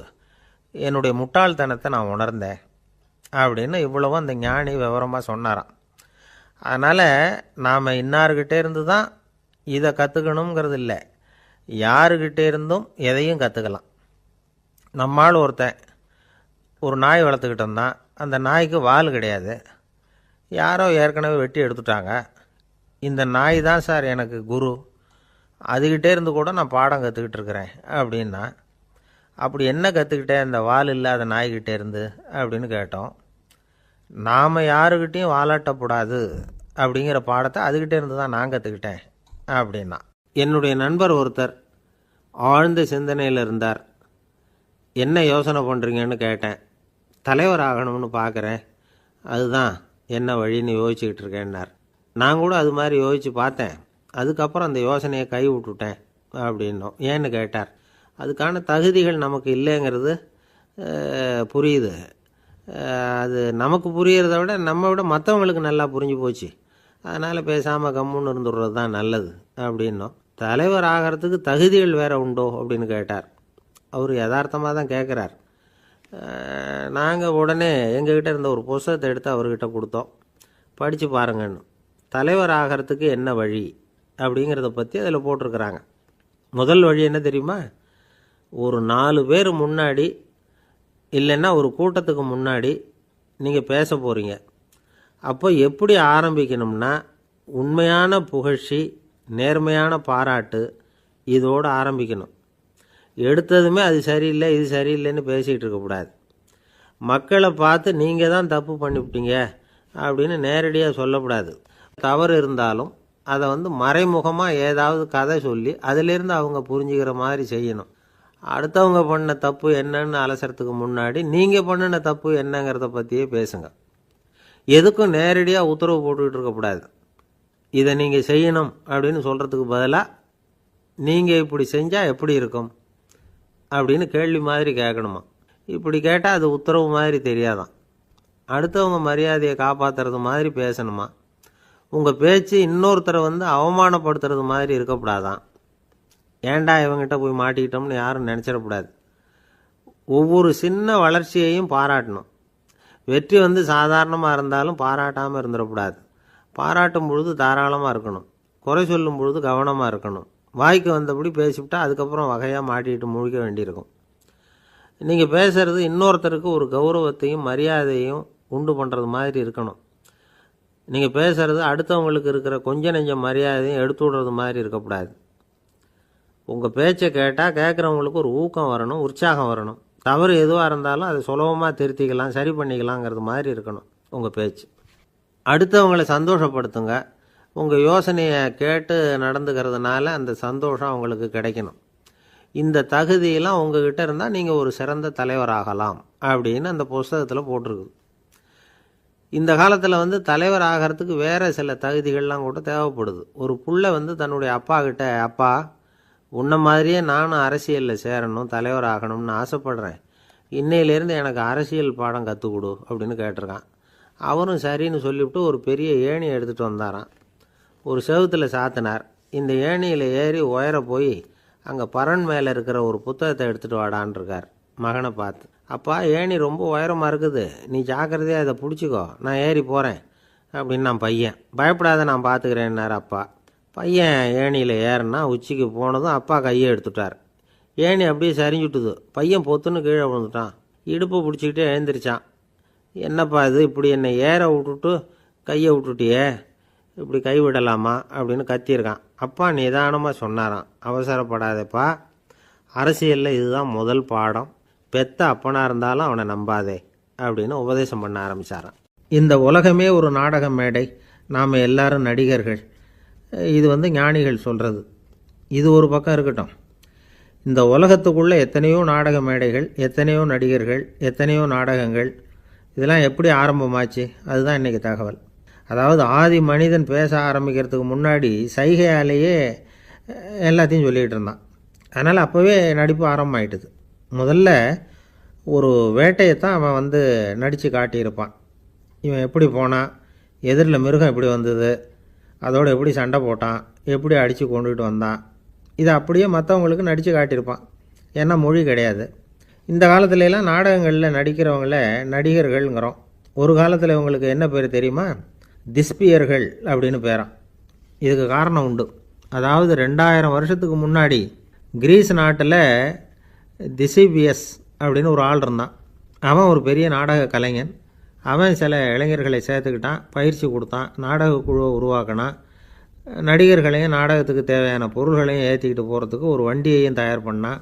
அந்த வண்டியிலேயே அவன் கிரேக்க நாடு பூராவும் சுற்றினான். ஊர் ஊராக நாடகம் போட்டான். ஒரு ஊருக்கு போனதும் அங்கே நாடகம் நடத்த தியேட்டர் இருக்கா அப்படிங்கன்னெல்லாம் பார்க்குறது இல்லை அவன். ஏன்னா அப்போலாம் தியேட்டர்னா என்னென்ன தெரியாது. நாடகம்னா அதை ஒரு மூடிய கொட்டைக்குள்ளே தான் நடத்தணுங்கிறது அப்போ யாருக்குமே தோணலை. இந்த வண்டி போகும், அதுவே ஒரு பகுதி, அப்படியே ஒரு மேடை மாதிரி விரிச்சிக்கும். அதில் ஏறி நின்றுக்கிட்டு நாடகத்தை நடித்து காட்டுவாங்களாம். மக்கள்லாம் எதிரில் தரையில் உட்காந்து அதை பார்த்துக்கிட்டு இருக்கிறது. உலகத்தின் முதல் நடமாடும் தியேட்டர் இது தானே. இந்த திசிபிஎஸ் தான் முதலாக உலகத்தில் நாடகங்கிற பொழுதுபோக்கை நடத்தி காட்டினவன் அப்படின்னு சொல்கிறாங்க. அவன் சொந்தமாக நாடகம் எழுதுனா, நடித்தான், நாடகத்தை இயக்கினான். அதனால தான் அவனை first man of the theatre அப்படின்னு சொல்லுவாங்க. அவன் தான் நாடக மேடையின் முன்னோடி. கிரேக்கர் காலத்திலேயே நாடக ஆசிரியர்கள், நடிகர்கள், ரசிகர்கள் இவங்கள்லாம் உருவாயிட்டாங்களாம். நாடகத்தின் சரித்திரத்தில் இந்த 3 பிரிவும் ரொம்ப முக்கியம். அதாவது கிரேக்க தியேட்டர்கள்லாம் திறந்த வெளி மேடைகள் தான். பெரும்பாலும் மலைச்சரிவுகள், அதுவே படிப்படியாக பண்ணியிருப்பாங்க. கீழே அரைவட்ட வடிவில் மேடை, அதுக்கு ஆர்கெஸ்ட்ரான்னு பேர். பிற்காலத்தில் இதில் உட்காந்து இசைக்குழுவினர் வாய்ச்சதுனால இசைக்குழுவுக்கே ஆர்கெஸ்ட்ராங்கிற பேர் வந்துட்டுது. இப்போது கிரேக்க தியேட்டர்களில் ஒன்று, அதோட காலம் கிமு 340. அதை இன்னமும் பாதுகாத்து வச்சுருக்கிறாங்களாம். எபிடாரஸ் அப்படிங்கிற இடத்துல அது இருக்குதான். இன்னமும் அந்த தியேட்டரை பயன்படுத்திக்கிட்டு வர்றாங்களாம். சிறந்த கிரேக்க நாடகங்கள்லாம் அங்கே நடிக்கிறாங்களாம். ஆரம்ப காலத்திலேயே கட்டணம் கிடையாது. அப்புறம் பின்னாடி தான் நுழைவு கட்டணம்லாம் அப்படியே வந்துட்டு தான். நடிகர்கள் பளபளப்பான ஆடைகள் உடுத்தியிருப்பாங்களாம்.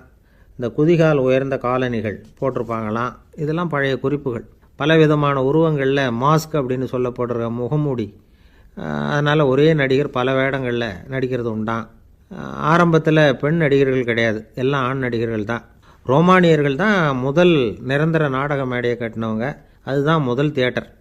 கிமு 1048 காலகட்டத்தில் பாம்பிங்கிற நகரத்தில் அதை கட்டியிருக்கிறாங்களாம். கிரேக்க ரோமானிய தியேட்டர்களின் அடிப்படையிலேயே இந்த இத்தாலிய வடிவமைப்பாளர்கள் இந்த குதிரை லாட வடிவில் ஒரு ஆடிட்டோரியத்தை உருவாக்கினாங்களாம். இப்படி அதை பற்றி நிறைய தகவல் இருக்குது. 1576 லண்டனில் இந்த வின்ஸ்பர்ரி, அப்புறம் இந்த பில்ட்ஸில், அப்புறம் ஜேம்ஸ் இப்படிங்கிற ஒரு முயற்சியால் தான் இங்கிலாந்தில் முதல் தியேட்டர் உருவாச்சான். அப்படி ஒருத்தர் இருந்தாராம். உலக நாடக மேடையின் வரலாறு இதுதான். அதாவது இப்போல்லாம் அறிவியல் வளர்ச்சி அதிகமாகிட்டுது. திரைப்படம், தொலைக்காட்சி எல்லாம் வந்தாச்சு. ஒவ்வொரு வீடுமே ஒரு குட்டி தியேட்டர் மாதிரி ஆகிட்டுது. தொலைக்காட்சி முன்னாடி உட்காந்தா எழுந்திருக்கவே மனசு வர்றதில்லை. ஒரு அம்மா ஒரு மனோதத்துவ டாக்டரை தேடிட்டு வந்தாங்களாம் இந்த காலத்தில். டாக்டர், எங்கள் வீட்டுக்காரர் எப்போ பார்த்தாலும் டிவி முன்னாடி உட்காந்துக்கிட்டு அதையே வெறிச்சு பார்த்துக்கிட்டு இருக்கிறார், உத்து பார்த்துக்கிட்டு இருக்கார், எனக்கு சந்தேகமாக இருக்குன்னாங்களாம். இது மனக்கோளாறு இல்லைங்க, ஆர்வக்கோளாறு, அவ்வளவுதான், இதுக்காக பயப்படாதீங்கன்னாரான் டாக்டர். அப்படி இல்லை டாக்டர், டிவி ஓடும் பொழுது நாம் எல்லாம் அதை பார்க்குறோம் சரி, ஆனால் அவர் அப்படி இல்லை, டிவியை நிறுத்தினதுக்கு அப்புறமும் அதையே உத்து பார்த்துக்கிட்டு உட்காந்துருக்கிறார், அதனால தான் சந்தேகப்பட்டு உங்ககிட்ட வந்தேன் அப்படின்னாங்களாம். அந்த ஆள் என்னை கண்ணா புண்ணான்னு திட்டிவிட்டான் சார், அதை நினச்சா எனக்கு ரொம்ப வருத்தமாக இருக்குது அப்படின்னு சொல்லி கவலைப்பட்டார் ஒருத்தர். இதில் கவலைப்படுறதுக்கு என்ன இருக்குது அப்படின்னார் ஒரு பெரியவர். அவர் ஒரு மகான். என்ன சார் இப்படி சொல்கிறீங்க, ஒருத்தர் நம்ம பார்த்து திட்டுனா வருத்தமாக இருக்காதா அப்படின்னார். அது எப்படி வருத்தமாக இருக்கும், திட்டுறதுங்கிறது என்ன, அது வெறும் சத்தம் தானே அப்படின்னார் அந்த பெரியவர். நம்ம ஆளுக்கு தலையை பிச்சுக்கலாம் போல் இருந்தது. இருக்காது அப்படின்னா நமக்கே அப்படி தானே தோணுது. அந்த பெரியவர் சொல்கிறது ரொம்ப பெரிய விஷயம். அதை நாம் புரிஞ்சிக்க முயற்சி பண்ணலாம்னா நடைமுறை வாழ்க்கைக்கு அது ஒத்து வர்றது மாதிரி தெரிய மாட்டேங்குது. இருந்தாலும் அந்த பெரியவர் அதுக்கு என்ன தான் விளக்கம் கொடுக்குறாருன்னு பார்ப்போமே. ஒரு ரயில் போயிட்டுருக்கு, அதில் ஒரு சாது போயிட்டுருக்கார். அந்த ரயில் அவர் ஹரித்வாரம் போயிட்டுருக்கார். அவர் ரயிலில் ஏகப்பட்ட கூட்டம். நம்ம ஊர் ரயில் கேட்க வேணும், டிக்கெட் வாங்கிட்டு கொஞ்சம் பேர், வாங்காத கொஞ்சம் பேர், அது என்னத்துக்கு அனாவசியமாக டிக்கெட் அப்படிங்கிற நினப்பில் பாதி பேர். இந்த கூட்டத்துக்கு மத்தியில் அந்த சாதுவும் போயிட்டுருக்கிறார். உட்கார்றதுக்காக இருந்த இடத்துல ஒரு ஆள் படுத்துருக்கிறான், கொஞ்சம் முரட்டு ஆசாமி. அவன் கால் பக்கத்தில் கொஞ்சோண்டு இடம் பாக்கி இருந்தது. அந்த இடத்துல இந்த சாது உட்காந்துருந்தார். மெதுவாக உட்காந்துக்கிட்டார் போய். ஆனால் அந்த ஆள் ராத்திரி பூரா இவரை காலால் உதச்சிக்கிட்டே இருக்கிறான். அது இவருக்கு ரொம்ப அவமானமாக பட்டுது. அதனால் துக்கம் ஏற்பட்டுது. இருந்தாலும் அதை ஒரு மாதிரியாக சகிச்சுக்கிட்டே இவர் வந்து சேர்ந்தார். பொழுது விடிஞ்சது. அந்த சாது ஹரித்வார் வந்து சேர்ந்தார். அங்கே ஒரு பெரிய ஞானியை சந்தித்தார்.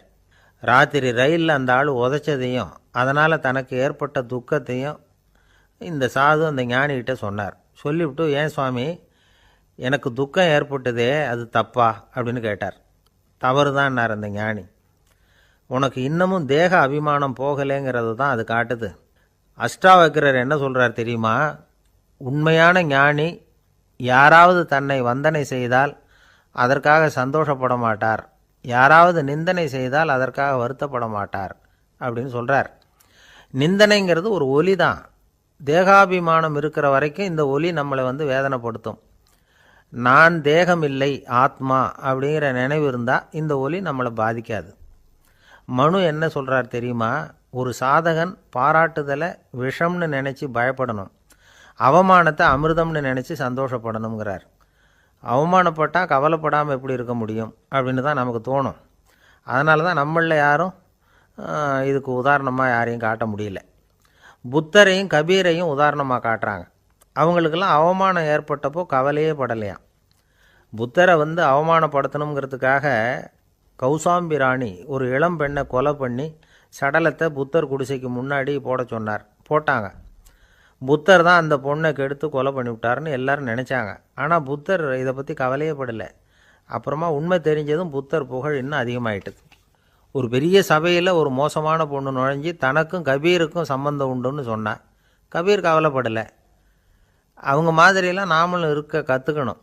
நிந்தனை, அபகீர்த்தி, அவமானம் எல்லாம் ஆண்டவன் கொடுக்குற பிரசாதம்னு நினைக்கணும் அப்படின்னு சொல்கிறார் அந்த ஞானி. இதை கேட்ட இந்த காலத்து ஆசாமி ஒருத்தர், நான் கூட அப்படி தான் சார், யாராவது அவமானப்படுத்தினா கவலைப்பட மாட்டேன். நேற்று கூட ஒருத்தர் என்ன பலார்னு அரைஞ்சுட்டார், நான் கொஞ்சம் கூட கவலைப்படலை, பேசாமல் வந்துட்டேன்னார். ஏன் அப்படி வந்துட்டீங்க அப்படின்னு.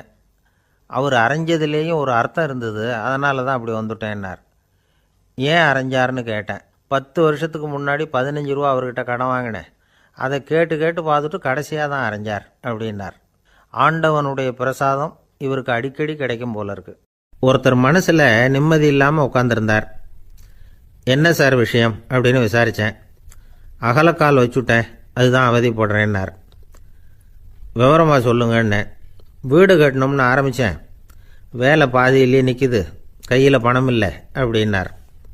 இது மாதிரி ஆசாமிகள் பல பேரை நீங்கள் பார்த்துருக்கலாம். இவங்கெல்லாம் சுலபமாக மன அழுத்தத்துக்கு ஆளாயிடுறாங்க. மன உளைச்சல், அதாவது ஸ்ட்ரெஸ் அப்படின்னு சொல்கிறோமே, அதுக்கு அடிப்படையான சில காரணங்கள் உண்டு. அதாவது மிகையாக திட்டமிடுதல் அப்படிங்கிறதும் ஒரு முக்கியமான காரணம். நடைமுறை சாத்தியம் என்னங்கிறத மனசில் வச்சுக்கிட்டு எந்த திட்டத்தையும் தீட்டணும், அப்போ தான் அது சரியாக வரும். ரெண்டாவது காரணம் என்ன தெரியுமா? ஒரே நேரத்தில் பல்வேறு செயல்களில் ஈடுபடுறது.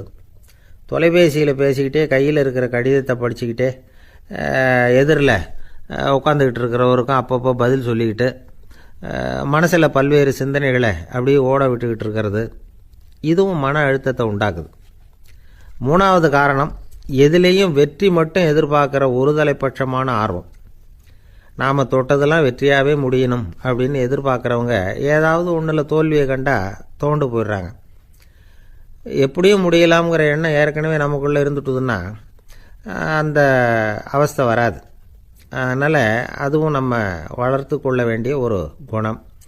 மன உளைச்சல் ஏற்படுறதுக்கு இன்னொரு காரணம், எதையும் வேகமாக செஞ்சுடணும் அப்படிங்கிற துடிப்பு.